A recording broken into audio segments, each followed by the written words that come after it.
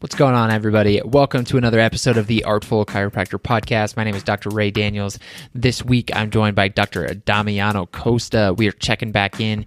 He shares with us the dates, the insights, what to expect with KTC Europe in 2019.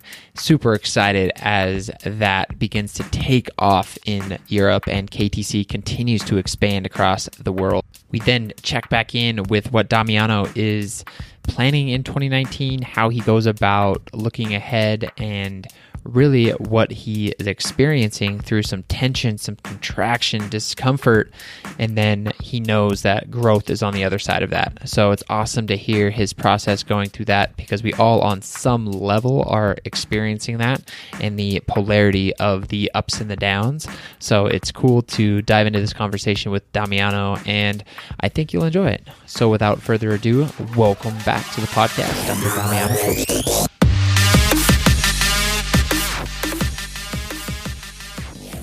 Dr. Damiano, good to see you, man. What's up, Dr. Ray? Okay.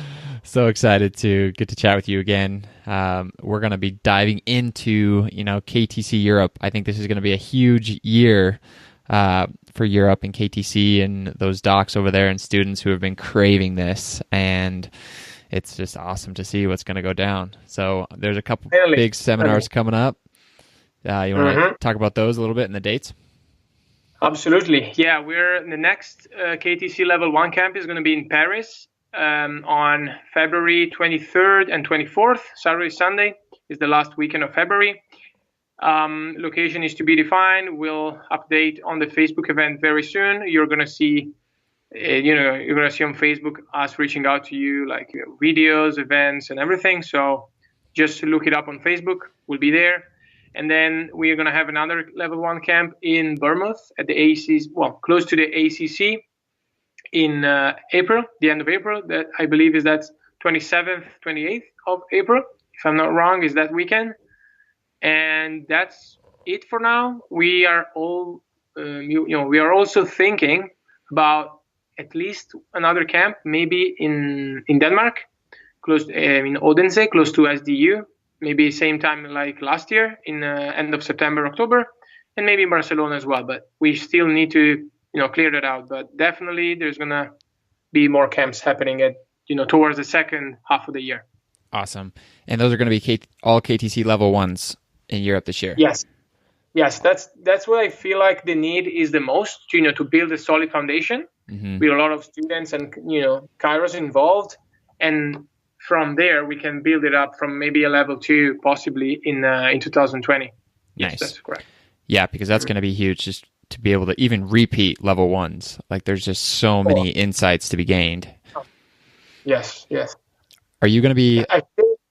Go ahead. Sorry, I feel it's like every other seminar. The first time you go to a new seminar, you maybe absorb 10-15% of what's taught. So the more you repeat the seminar, and especially something like a level 1 in KTC, which is foundations, which is about movement, workout, training, the more you do it, the better you get at it, and the more we can advance and go dive deeper. Because basically, I feel like the KTC progress from level 1 to level 3 is diving deeper into, one stuff like awareness, self-awareness, movement awareness as well, and training, and the ability of listening as well. So Definitely. It's like you dig deeper. Right. Yeah, it's going to be so important to have that foundation to set up for level 2s and level 3s. Are you going to be leading them along with who else is Lenny's going to be with you? Okay. Yes, Dr. Leonard Kriebel from Germany, living now in Amsterdam, Netherlands. Practicing there. We're the two of us is going to be the lead facilitators for the level 1 in Paris, and also most likely for the level 1 in Bournemouth. We'll see towards the second half of the year what's happening, if there is other facilitators that from across the pond come over to Europe, and then we can split. But for now, the 2 Europeans are going to be Lenny and I. Awesome. Yep. And is your training going to change at all, getting ready for those, or what's your preparation going to look like? Well, first of all, I need to go back and study because, as you can imagine, if you want to deliver some, good quality content, you need first to, have read it and study it and keep studying and repeat it all over again, multiple times, so you digest it properly and you're able to deliver it. So definitely there's going to be some study involved, some researching as well, but by its integrity and all the above and below, right. and then training, of course, go training. Totally. Damiano, so when you're like doing studying and you're kind of getting ready, let's just say for a lesson, what does that preparation look like? Do you like talk out the lesson or try and verbalize it yourself? Because that's what I've noticed sometimes if I'm studying something and then I get ready to go talk about it, it is much different, like just a different pathway in the brain when you have to start to verbalize it. So I was curious, kind of, do you verbalize it when you prepare or with somebody else, or what do you do? Okay, well, that's also, it depends on, well, in my case, what I do, I studied it first and then I repeat. Because the thing is, I feel like my brain learns more when I hear stuff rather than just reading. So sometimes I even record myself going through a session, and then I'll listen to it and I'll go, okay, that sounds good, that, I could get better at that. And so I repeat it. So it's about like studying, then talking. So, verbalize it and then listen to what I said. And then, I keep learning. Because the thing is, I feel like I'm more of like I don't know, like it's not a reading learner, but more like a listening learner. So I definitely need to hear the stuff. So that's what I do. And also I reach out to Brad, Lance, Jordan Bonham, Jordan Fairley, and then, Darren, and I ask them, I talk to them. So I listen to what they say and I was so absorb and make up my own stuff. Totally. And that's important too for the attendees of the camps, is just being able to connect with those who listen and learn really well. And then those who have to watch someone do it and then do it themselves. Like there's just so many different learning styles, and it can be really challenging to try and meet the needs of the entire group. And it just kind of goes to the training of the facilitators to try and do that as best they can. And I feel like KTC is one of the few, chiropractic seminars that involves a lot of physical activity. Because like most of the seminars I've been in my life, not all of them, but most of them are basically like you sit on a chair in front of a desk, open a computer or take notes, and that's it for like 8 hours a day or 4 hours or whatever, and that's about it, right?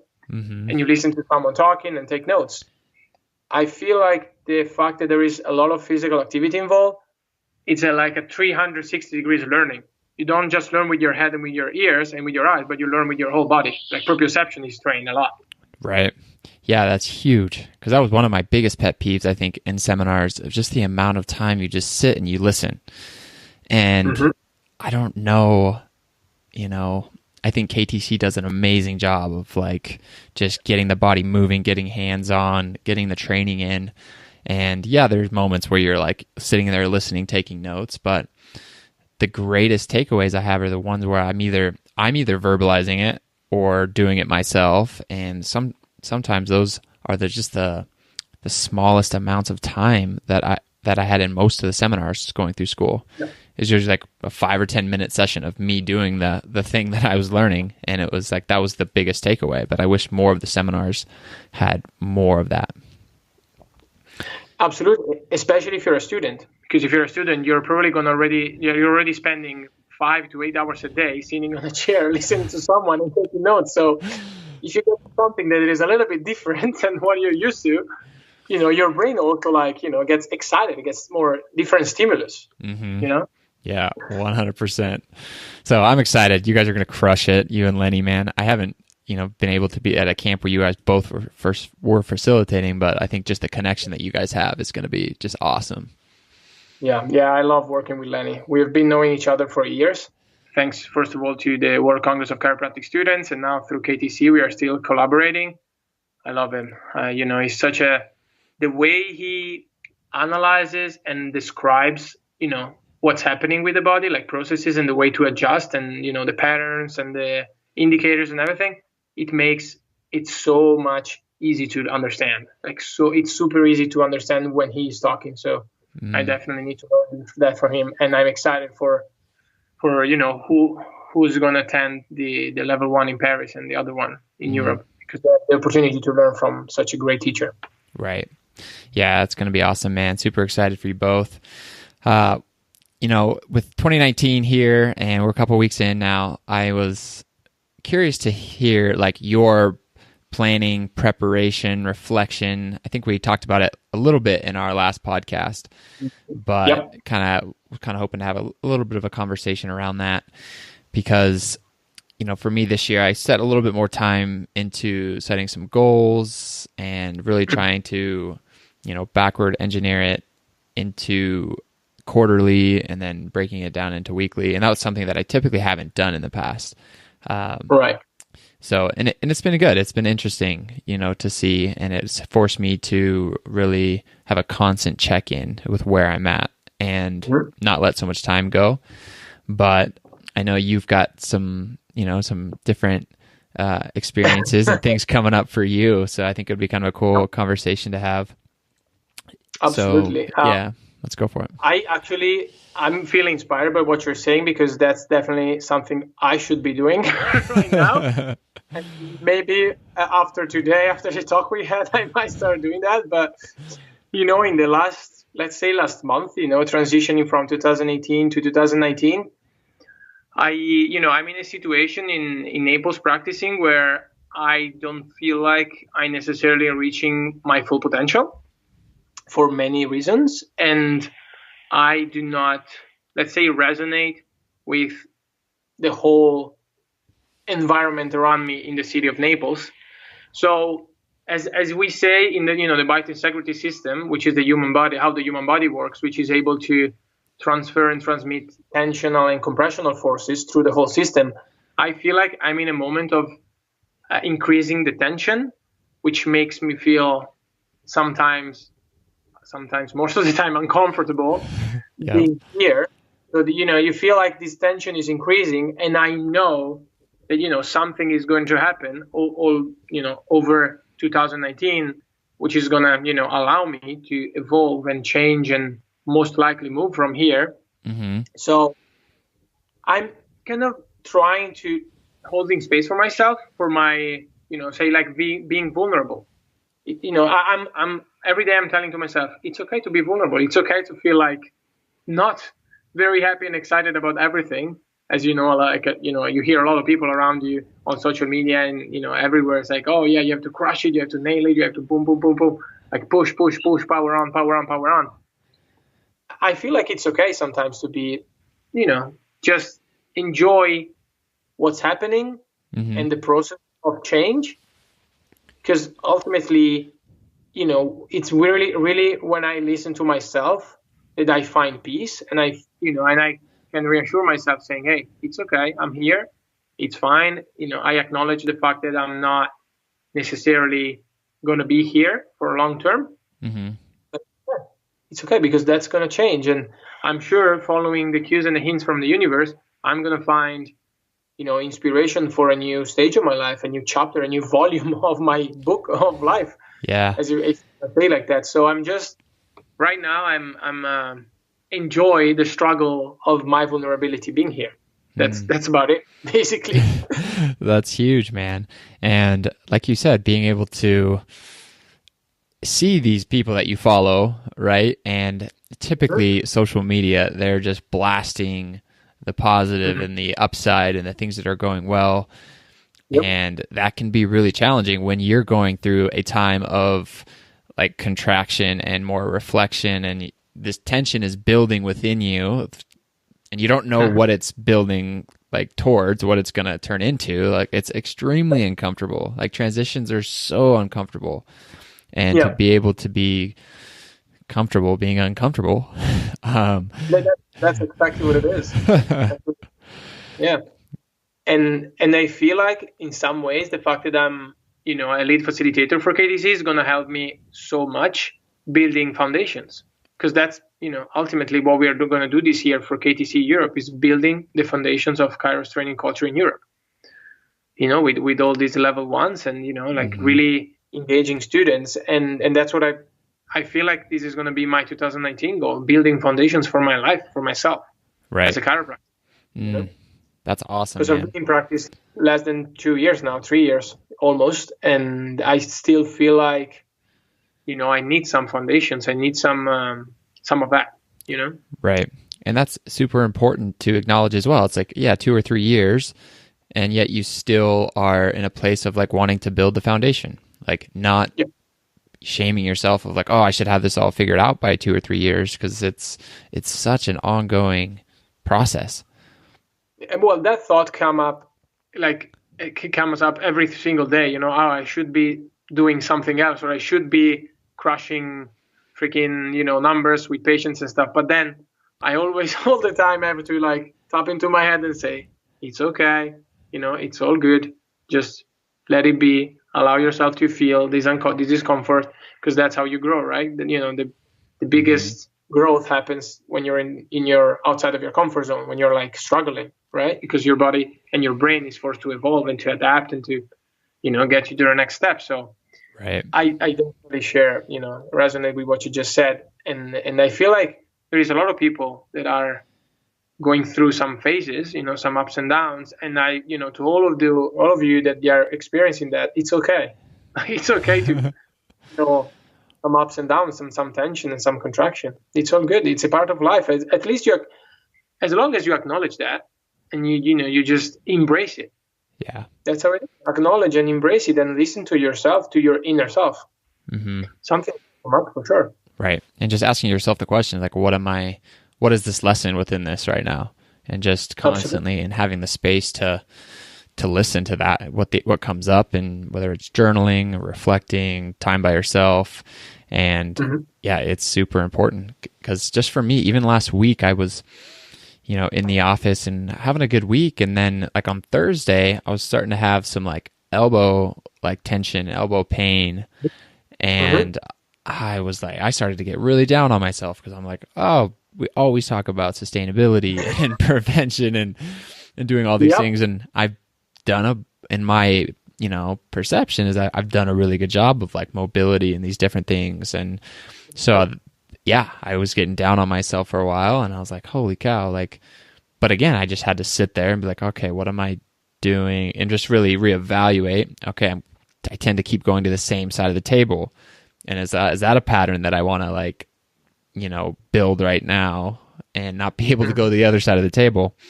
And so it really forced me to sit down and be like, okay, where maybe the energy leaks with my adjusting right now, because it hasn't been tested like this when I was in school. Like, you have a mission trip maybe for like a few days, but then it's like week after week after week, it's a little bit different.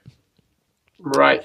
So I definitely had to take some time and think about my sustainability and my movement and what I was doing and my adjusting. And yeah, it was uncomfortable for sure. But it's great that the ability you have to listen to yourself. That's amazing. Like the way you analyze what's happening with you. You don't just say, oh yeah, it might be just today, whatever, I'm just a little bit sore for whatever reason. You have the time and consciousness of saying, and awareness of saying, okay, just wait a second, sit down. Why is this happening? Maybe, and the solution is inside of you as always, right? So right. The moment you start talking and you start, doing some thought process, you'll find the answer, and you say, oh, okay, maybe that's because I've been, going to the same side of the table for too long. Let's try to switch and see what happens. Right. Yeah. Great. And acknowledging that it's like, all right, this is happening for me for sure. It's just like, now it's my time to figure out what the lesson is or what I need to change with the routines or the patterns or the mobility, whatever it is. So, man, good stuff. And, you were talking about climbing, it's like, that was also, I was wondering, is it because I'm climbing too much? Is it I'm putting too much stress? Told ya. Yeah, it gets quite addicting. So, and you know what? One of the things I love about rock climbing is we were talking about this sense of tension, contraction, and discomfort, right? So when you go up to a wall that it's a level a little bit higher than the one you're used to, you are gonna feel that discomfort.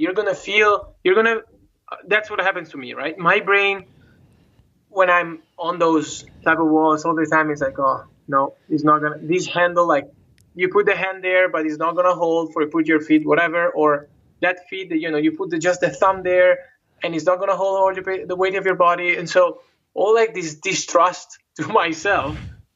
But when you actually like say, just shut up, let me do it, and that happens, and you do it, you just unlock a freaking full potential of your body. It's an unbelievable feeling, and it comes from the worst moments of worst discomfort, when you're like, my hands are shaking, my arms are shaking, I feel so sore everywhere, but I want to do it. I'll do it.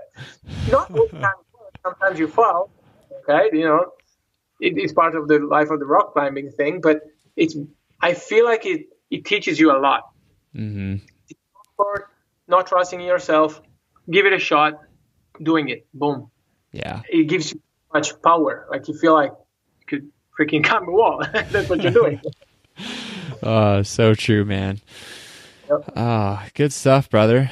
Let's see. Anything else kind of showing up for you that you want to share with our listeners at this moment? Well, one of the things that it just came, to my head right now, talking about all this, listening stuff. It's a little bit like this art of listening. This is something I've been experiencing in practice lately. A few patients that showed up, and going through the sessions, the adjustments, like all doing all different things, diversified AK, Gonstead, SOT, toggle, whatever, BGI.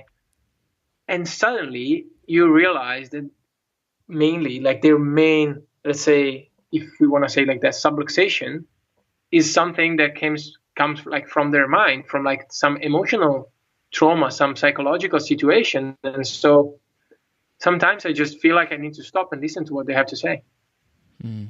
Because I feel most of the time the solution of their problems, they have their own solutions. So as long as you learn how to listen, not just about how they talk, but about how they move, the tension it is in the body, what you feel when you touch them. But listening, don't, force too much information onto them. Just listening. Right. There's so much release that happens when someone, finds a space where he is or she is, listened to, where they can express their vulnerability and just share and just get that thing off them. It's I don't know, like magic happens when I've experienced a lot of good stuff when I did that. So. Yeah, and I think when you're in that space of listening and letting them, share what they need to share and allow certain needs to be met, then when you're really present, there might be a single line or a single like word or something that will come through that you share with them, and that'll have a big impact versus a few minutes spiel that you have for somebody compared to just that one thing that comes through when you're really present and listening with them. Absolutely. Yeah. That's challenging though, for sure.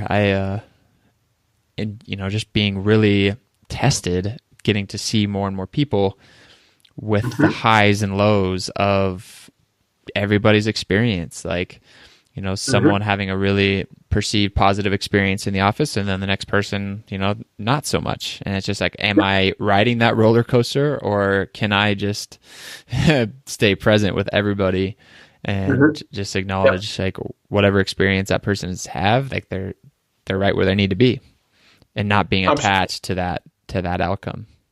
That's a big one as well. I mean, I don't feel like they teach you that in school. No. Honestly, you get out, you think you can, like just adjust and then, do whatever is that you learned, and they're going to be fine. And if they're not getting better, then you put it on your shoulders. And that's like, I feel like if you don't learn how to get rid of that tension, you build it up from the very beginning, you're going to be, your body's going to send you signals at some point along the line. Yeah. Yeah, 100%. And there was a day on, I think Saturday, I got home and I just like went and took a nap instantly, like right when I got home. And I was just like, I don't know if I'm releasing some of this, tension patterns, or I might be holding on to too much of it. So it is important to try and have strategies of releasing that. And it's one thing to talk about it, but it's until you start to experience it, and it might be different for each person, how you kind of take on that from other people and then release it. Yeah. I feel like that is a big one when you get to actually adjust people that take care about other people. Like MDs, nurses, physios, other chiros, osteopaths, whatever. Like you will definitely see those who are struggling with that, holding on to everybody else's problems. Yeah. Because like you feel like their body are so compressed and so like they are holding, they're like the Atlas, holding the world in their shoulders. It does feel like that. Yeah. So, and it's just about listening to them and say, hey, have you ever thought that maybe that's what you're doing and that's why you're feeling so in so much pain, or your posture is so weird, or you feel all this discomfort? Maybe. Food for thoughts. Right. Do you have like certain signals that you'll get every now and again, or however often, that lets you know that you're like holding on to too many, Definitely. like the energy that you're getting from the people that you're taking care of? And yes, absolutely. And the moment during the day that I feel that the most is the evening, before dinner. If I have the time, I not every day, but I do it, every time I can. I will lay down supine. I put just a small towel rolled up behind my neck, just to restore and keep my cervical lordosis in integrity. Mm-hmm. And I will just let go and put my shoulders like in all extension and abduction over the bed, like outside. Mm-hmm. And I will spend 10 to 15 minutes there just breathing and relaxing. And that's when the tension is coming up.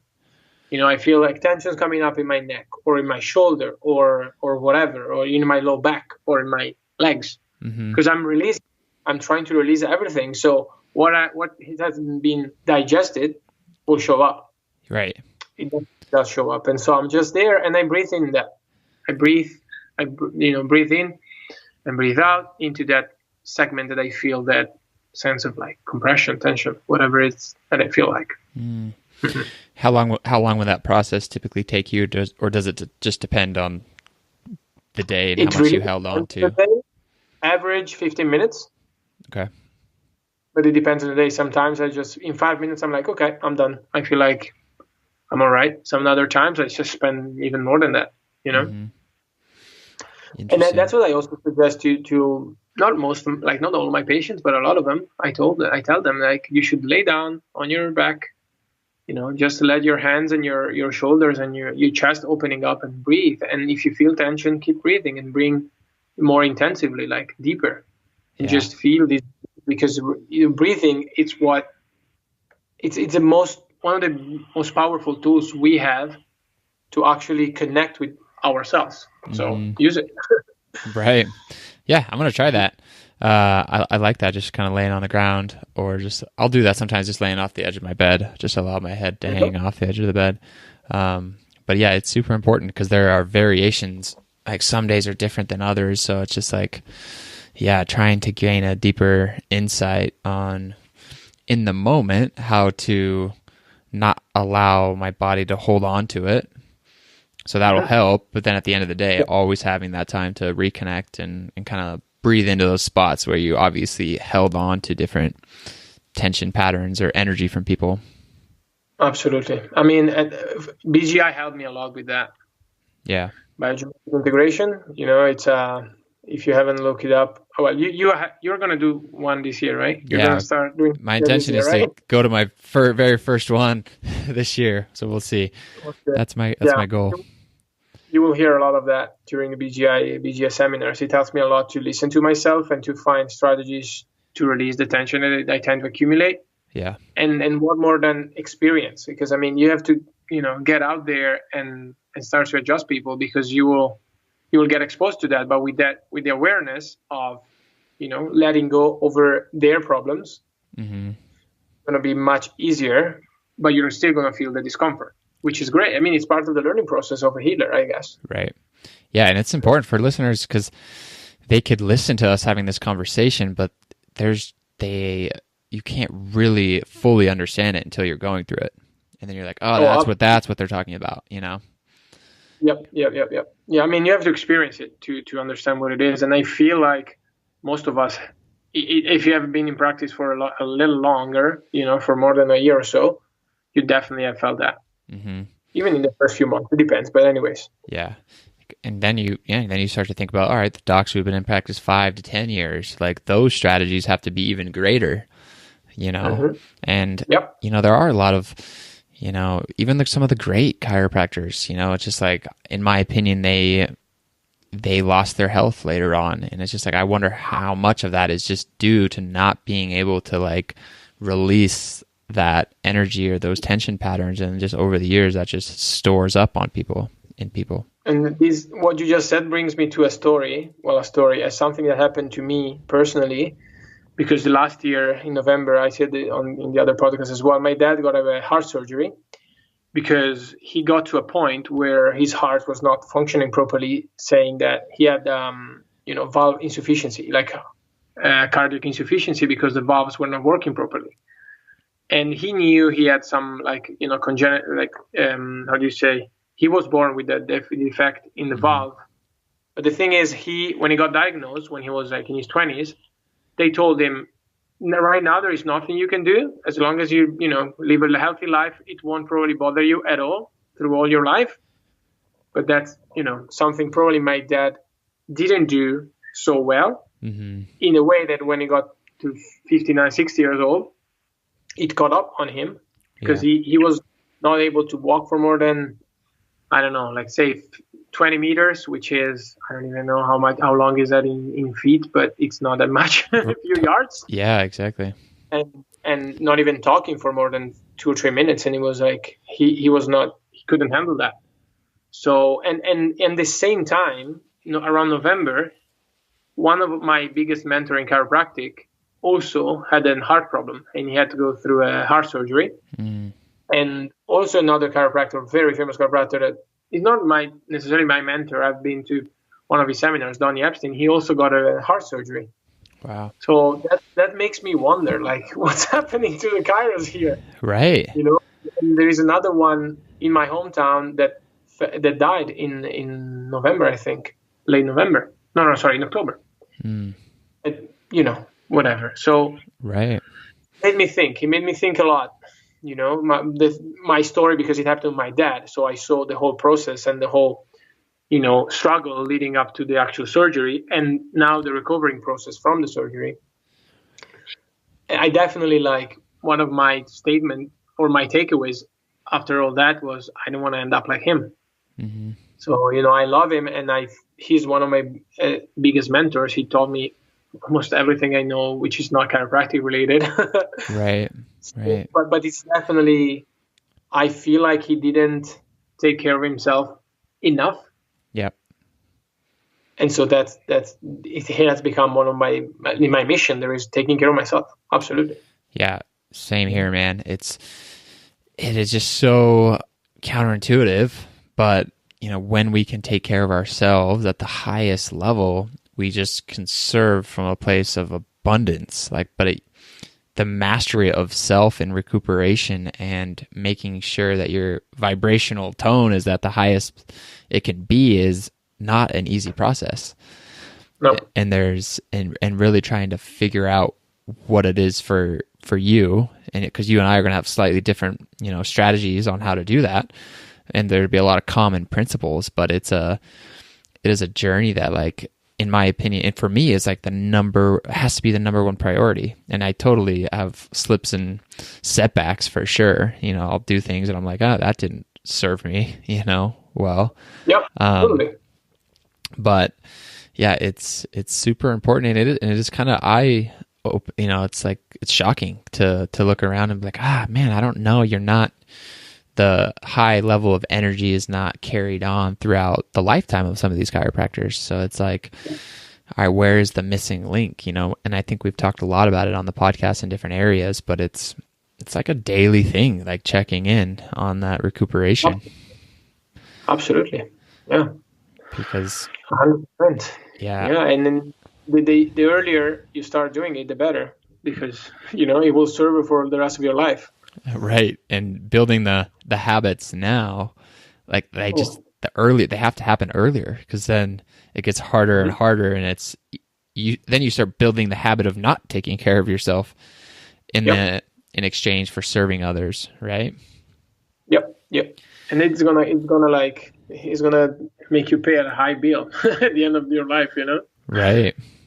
Yeah. I heard I don't know if it was a podcast or a video or something, but it was a challenge to, these type A personalities and the go-getters, and for them the real challenge is for them to be able to do less or recuperate more. And if they really wanted to meet the goal or meet the challenge, and that should be their challenge, to know that their self-recovery is of the utmost importance. Can you do that? Can you get 8 hours of sleep?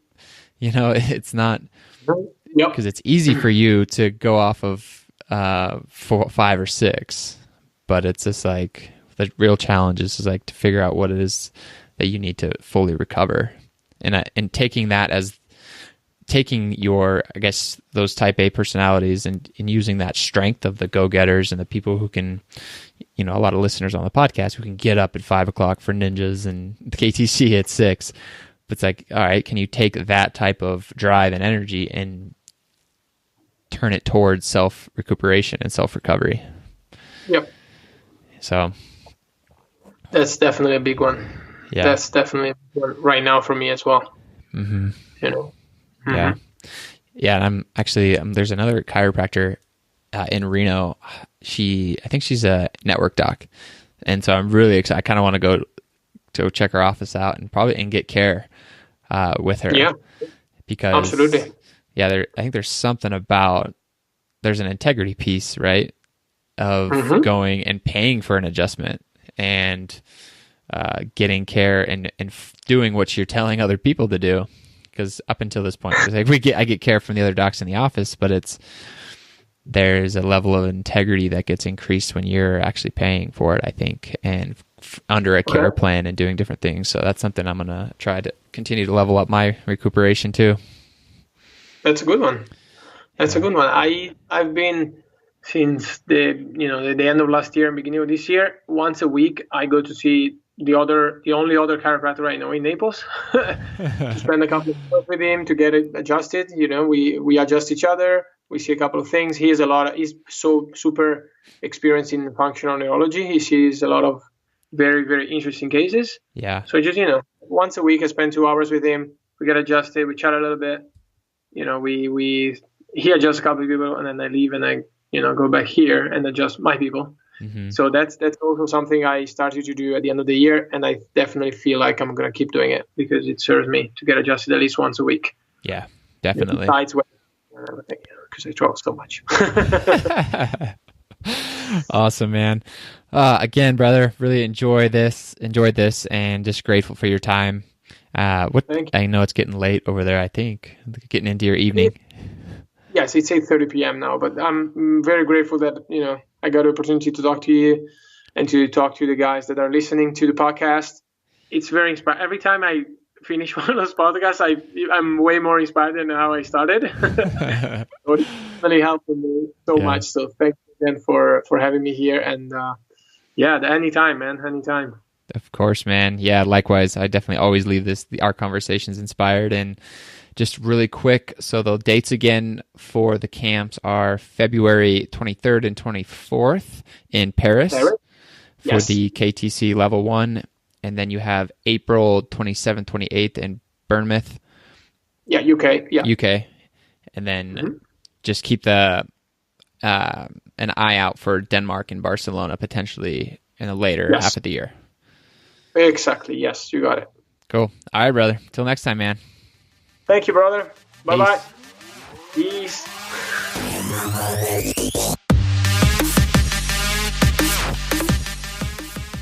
All right, TAC listeners, if you enjoy this one, head over to iTunes or Stitcher so you can subscribe to the podcast and get an automatic download of our newest episode each and every week. While you're at it, we would love a review, a comment, a rating, anything that will allow us to reach more docs and more students and continue to raise the bar in chiropractic performance training. If you haven't yet checked out the artfulchiropractor.com, you can do that for show notes for this episode and previous ones, along with any of the resources that our docs are dropping. And if you haven't yet checked out the Kairos Training Culture Community Facebook page, you have to get there, send a request with a message of who you are and why you want to be a part of the group, because there are so many amazing golden nuggets that are being dropped every single day that are elevating the chiropractic performance game. So with that, I hope you all have an amazing rest of your week as always, and until next time, peace.